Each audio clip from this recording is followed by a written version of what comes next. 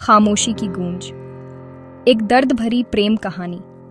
छत्तीसगढ़ के एक दूर दराज गांव हरिपुर में एक भोली भाली, सुंदर और प्यारी सी लड़की रहती थी। उसका नाम था चांदनी। दूध सी गोरी, बड़ी बड़ी आंखें और चेहरे पर ऐसी मासूमियत कि उसे देखकर फूल भी शर्मा जाएं। चांदनी बचपन में ही अपनी माँ को खो चुकी थी।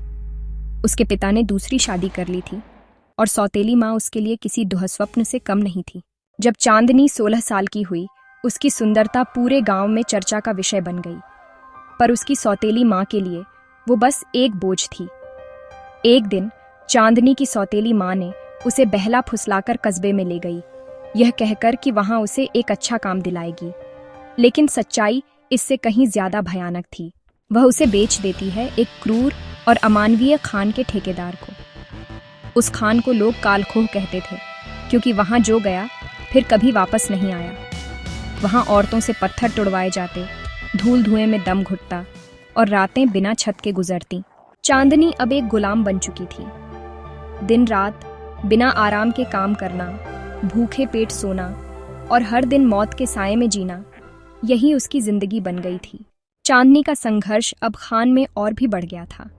उसे हर रोज बिना थके बस काम करते जाना था, जैसे उसकी अपनी कोई इच्छा ही नहीं बची थी। लेकिन किस्मत को कुछ और ही मंजूर था। एक दिन खान के निरीक्षण पर खान मालिक का बेटा आया, आरव। वो शहर में पढ़ा लिखा, सुसंस्कृत और संवेदनशील दिल वाला लड़का था। जब उसकी नजर चांदनी पर पड़ी, वह ठहर सा गया। चांदनी की हालत, उसकी आंखों का दर्द और चेहरे की मासूमियत ने आरव का दिल छू लिया। कुछ दिनों तक वो चुप रहा, लेकिन फिर धीरे धीरे वह चांदनी से बात करने लगा। कभी पानी लाने के बहाने, कभी दवाई देने के बहाने। वो बातें अब दिल की बातें बन चुकी थीं। चांदनी को भी महसूस होने लगा कि इस बेरहम दुनिया में कोई तो है जो उसकी परवाह करता है। आरव को अब यकीन हो चला था कि वह चांदनी से मोहब्बत कर बैठा है। लेकिन समस्या ये थी, उसका ही पिता चांदनी का मालिक था और वह अपने खान में काम करने वालों को इंसान नहीं, मशीनें समझता था। अगर उसे भनक भी लगती कि उसका बेटा एक खान मजदूर से प्यार करता है, तो वह चांदनी को मार डालता। एक रात आरव ने फैसला कर लिया, मैं चांदनी को यहां से निकाल कर ले जाऊंगा, चाहे उसकी कितनी भी बड़ी कीमत क्यों ना चुकानी पड़े। उसने चुपचाप एक योजना बनाई। उसने खान के पुराने गार्ड से दोस्ती की, चांदनी के लिए मजदूरों के कपड़ों में एक नकली पहचान बनाई और फिर एक रात जब खदान में बिजली चली गई, उस अंधेरे में आरव चांदनी को लेकर भाग गया।